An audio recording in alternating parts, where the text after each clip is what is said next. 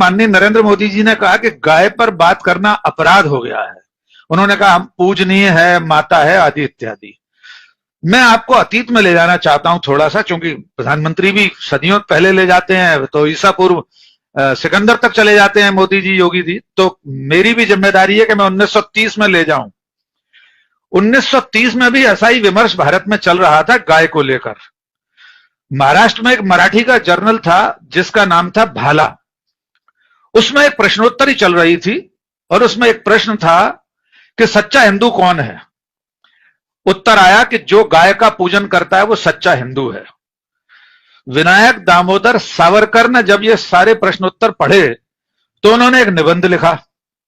वे ही सावरकर जो इस संघ परिवार के, नरेंद्र मोदी के, योगी जी के नए महानायक हैं।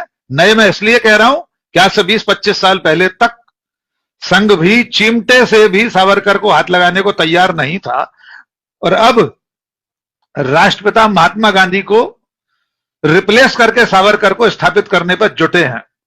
तो मैं मोदी जी के इजलास में, उनकी अदालत में सावरकर का पक्ष रखना चाहता हूं गाय के बारे में।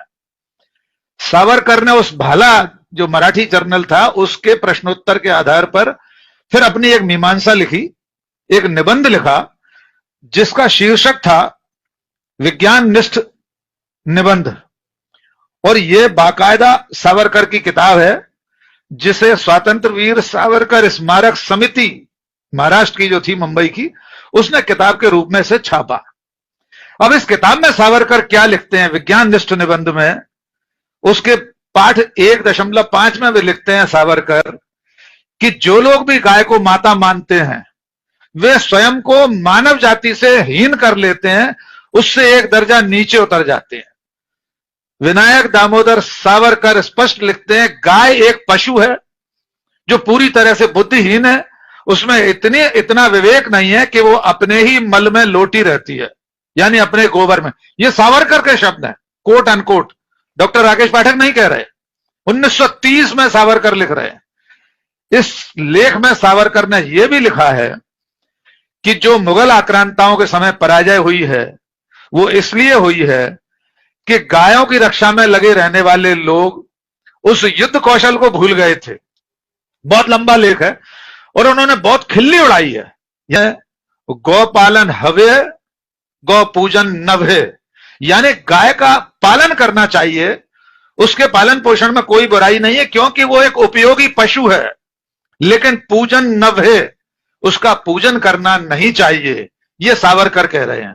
तो माननीय नरेंद्र मोदी जी एक बार ये कह दें कि सावरकर गलत थे गौ पूजन को लेकर, और अगर अब भी इस देश में बहुत सारे लोग गाय को माता नहीं मानते, उसका पूजन नहीं करना चाहते, तो इसमें अपराध नहीं है जो नरेंद्र मोदी जी कह रहे हैं। एक बात।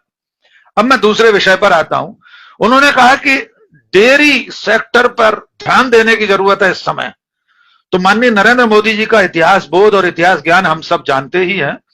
वे गोवा में पुर्तगालियों की मौजूदगी के समय पूरे देश को मुगलों से शासित बता देते हैं, जबकि मुगल 26 साल बाद आए थे। 1510 में पुर्तगाली गोवा में आ गए थे, 16 साल बाद उसके 1526 में मुगल भारत आए।